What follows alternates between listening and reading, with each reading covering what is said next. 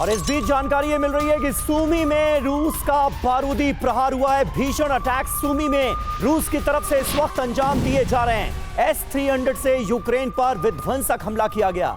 रूसी हमले में यूक्रेन को भारी नुकसान की खबर है।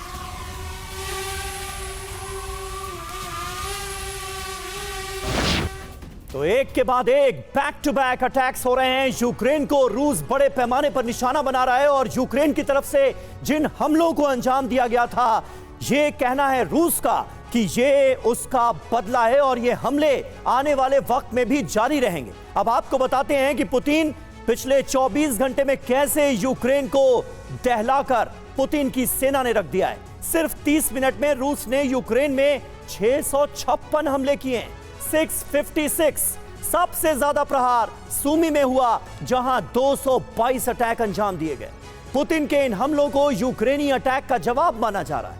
यूक्रेन ने रूस के सुत्जा और एंगल्स एयरबेस पर भी हमला किया था। सूमी में सबसे ज्यादा हमले इसलिए हुए क्योंकि सूमी रूस की सीमा से लगा हुआ प्रांत है, ओब्लास्ट है। रूस के 5 प्रांतों के करीब है। यूक्रेन की ड्रोन ब्रिगेड का बेस है। सूमी से ही रूस के 10 प्रांतों पर हमले हुए थे।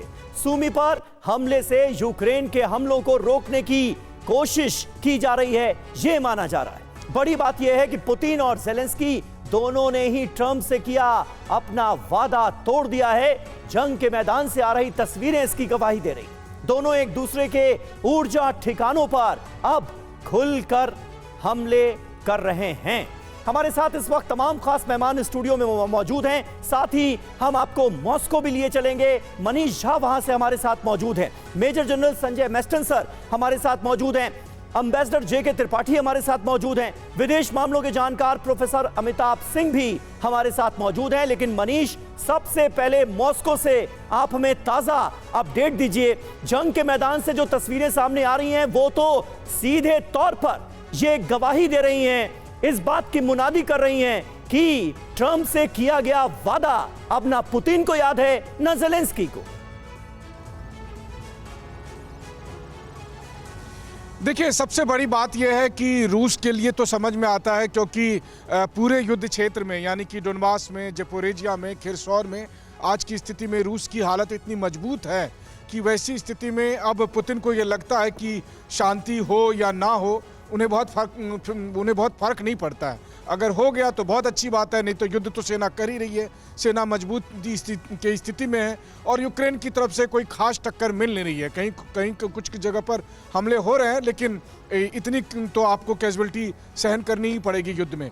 लेकिन इनके बावजूद भी पुतिन इस उम्मीद में है कि ट्रंप को एक मौका देना चाहिए और यही वजह है कि उन्होंने बहुत सारी बातें ट्रंप को लेकर बहुत सकारात्मक कहा है। यानी कि ट्रंप के सलाहकार जब आए थे तो उन्होंने यहाँ तक कह दिया कि जब ट्रंप को गोली लगी थी तो वो क्रेमलिन से निकलकर चर्च गए थे और वहाँ पर चर्च के पादरी से बात की थी और ट्रंप के लिए सलामती की दुआ मांगी थी।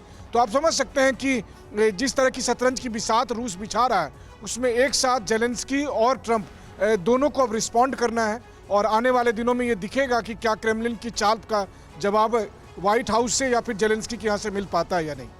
बिल्कुल, तो क्या होता आने वाले दिन में, ये देखना बहुत जरूरी।